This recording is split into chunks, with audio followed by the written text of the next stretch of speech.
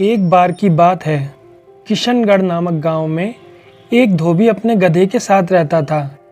वह दिन भर गधे के ऊपर कपड़े लादकर इधर से उधर ले जाता था। इस तरह गधा दिन भर अपने मालिक के लिए बड़ी मेहनत करता था। धोबी बहुत कंजूस और निर्दयी था। वो अपने गधे के लिए चारे का प्रबंध भी नहीं करता था।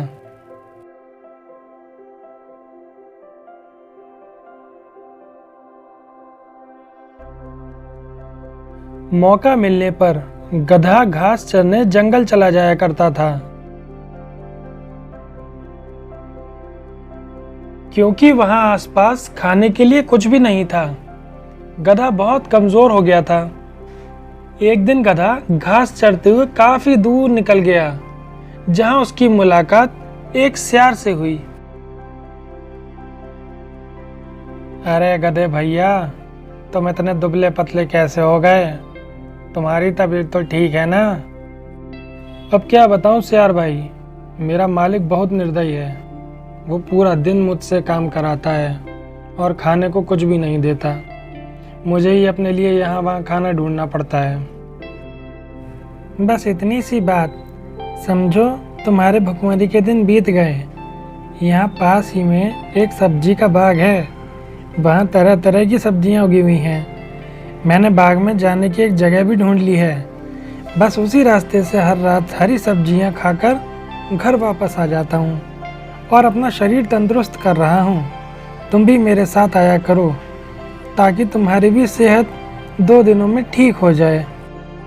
यह बात सुनकर गधा मन ही मन खुश हो गया और सियार को बाग में चलने के लिए उसने हाँ कह दिया। जैसे ही रात हुई और गधे का मालिक सोने के लिए गया, तभी गधा सियार के साथ सब्जी के बाग में पहुंच गया और बहुत समय बाद उसने पेट भर खाना खाया। खाने के बाद सियार जंगल की ओर चला गया।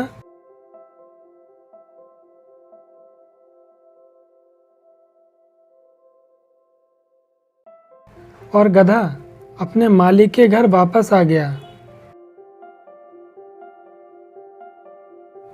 इस तरह गधा दिन के समय तो अपने मालिक के साथ जी तोड़ मेहनत करता था और रात होते ही चुपके से सियार के साथ मिलकर बाग में जाता और पेट भर खाना खा के वापस आ जाता था।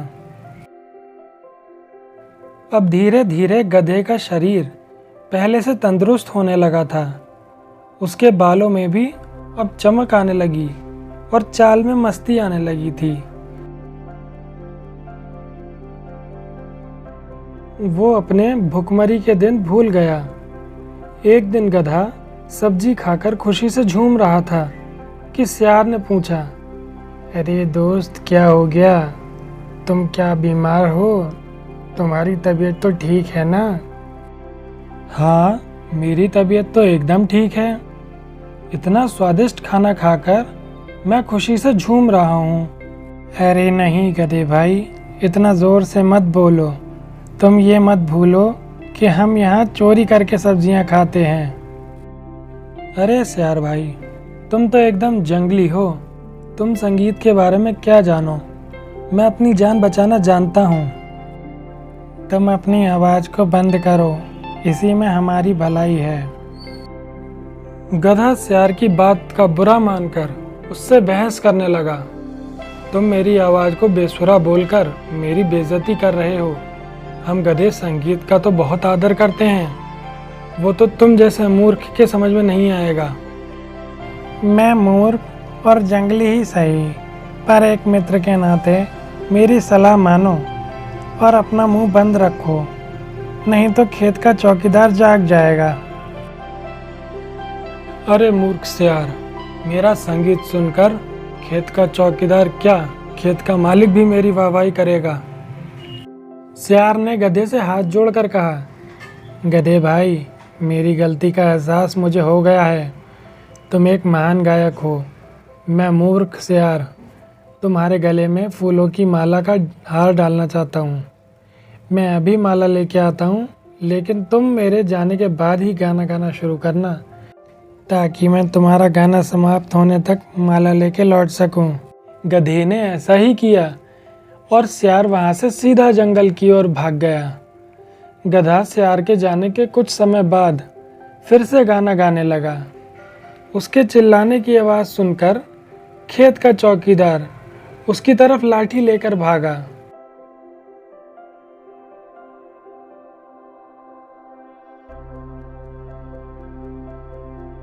यही है वह दुष्ट गधा जो हर रोज हमारे खेत की सब्जी चुरा कर खाता है। रुको, इसको अभी मजा चखाता हूँ। चौकीदार ने डंडा लेकर गधे को पीटना शुरू कर दिया और मार खाते खाते गधा अधमरा होकर नीचे गिर पड़ा। इस कहानी से हमें यह समझ आता है कि हमारा दोस्त हमारी भलाई के लिए कुछ समझाए तो हमें उसकी बात को मान लेना चाहिए, नहीं तो हमारे साथ कभी भी कुछ भी बुरा हो सकता है।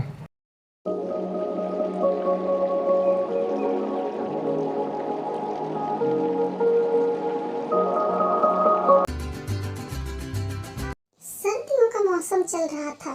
ठंड से ठिठुरती लाडो चिड़िया बोली, अरे बाप रे बाप, आज इतनी ज्यादा ठंड है। लगता है मुझे कुछ करना पड़ेगा। अगर मुझे इस ठंड से बचना है तो मुझे आग जलाने के लिए लकड़ियां जमा करनी पड़ेंगी। लेकिन मैं तो ये काम अकेले कर ही नहीं सकती, मुझे किसी की मदद लेनी पड़ेगी। थोड़ा सोचने के बाद लाडो चिड़िया मीनू मौसी के पास जाती है। अरे मीनू मौसी, तुम क्या कर रही हो? कुछ नहीं लाडो, तुम बताओ यहाँ कैसे आई हो? कुछ नहीं मौसी, अभी ठंड का मौसम चल रहा है तो मैं सोच रही थी कि हमें हमारे घोंसले को गर्म रखने के लिए आग जलानी होगी और उसके लिए हमें लकड़ियाँ जमा करनी होंगी। बात तो सही है तुम्हारी लाडो। बाहर तो बहुत ज्यादा बर्फ पड़ रही है मौसी, मेरे तो ठंड से हाथ पैर ही कांप रहे हैं। तो बताओ लाडो, कब चलना है लकड़ियाँ लेने के लिए? मौसी, अभी तो शाम हो रही है, हम कल सुबह चलेंगे। अगले दिन मौसी और मीनू लकड़ियाँ जमा करने के लिए निकल पड़ते हैं। रास्ते में उन्हें कालू कौवा धूप सेकते हुए दिखाई देता है। देखो लाडो, ये आलसी कौवा कैसे मजे से धूप सेक रहा है। जाने दो मौसी, हमें क्या करना है, हमें तो बहुत काम है, हमें चलना चाहिए। नहीं लाडो, ये आलसी कौवा सुबह सुबह धूप सेक रहा है, ये मुझसे देखा नहीं जा रहा। अब तुम देखो मैं इसे कैसे काम पर लगाती हूँ। रहने दो मौसी, क्यों बेचारे को परेशान कर रही हो? ये बेचारा है एक नंबर का कामचोर और आलसी है। अरे कालू, तुझे कुछ शर्म है कि नहीं? ऐसे दिन भर बैठा रहता है, तेरे हाथ पांव दर्द नहीं करते क्या? क्या मीनू मौसी, मैं यहाँ शांति से बैठा हूँ तो आपको कोई तकलीफ हो रही है? अरे आलसी कौवे, तू कितना बड़ा आलसी और कामचोर है। वैसे भी तुझे कुछ आता तो है नहीं, दिन भर आराम करता रहता है। नहीं नहीं मौसी, मैं कामचोर नहीं हूँ, मैं कोई भी काम कर सकता हूँ। अच्छा, ऐसी बात है तो चल मेरे साथ। मैं और लाडो घोंसला गर्म रखने के लिए लकड़ियाँ लेने जंगल में जा रही हूँ, तो तू ही मेरे साथ चल। हाँ हाँ मौसी, मैं तैयार हूँ चलने के लिए। सोच ले, अभी तो तू हाँ बोल रहा है, काम छोड़कर तो नहीं भाग जाएगा बीच से।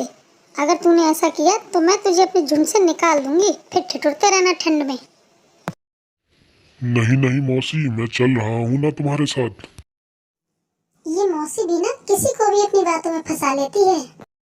फिर तीनों चल देते हैं जंगल में लकड़ियाँ लेने के लिए। कुछ दूरी पर उन्हें लकड़ियाँ दिखाई देती हैं।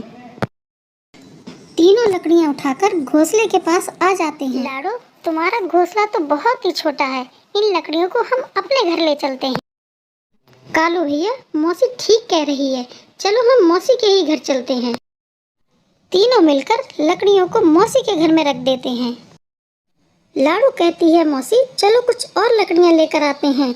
मौसी कहती है, बच्चों मेरे तो पाँव में मोच आ गई है, मैं तो चल नहीं सकती, तुम दोनों जाकर लकड़ियाँ ले आओ। लाडो, कोई बात नहीं मौसी, मैं और कालू भैया जाकर लकड़ियाँ ले आएंगे। इतना बोलकर लाडो और कालू लकड़ियाँ लेने जंगल चले जाते हैं और शाम होते होते ढेर सारी लकड़ियाँ जमा कर लेते हैं। मौसी सोचती है, वाह ये है सुकून भरी जिंदगी। रात में आग जलाकर तीनों ठंड से बचकर आराम से सो जाते हैं।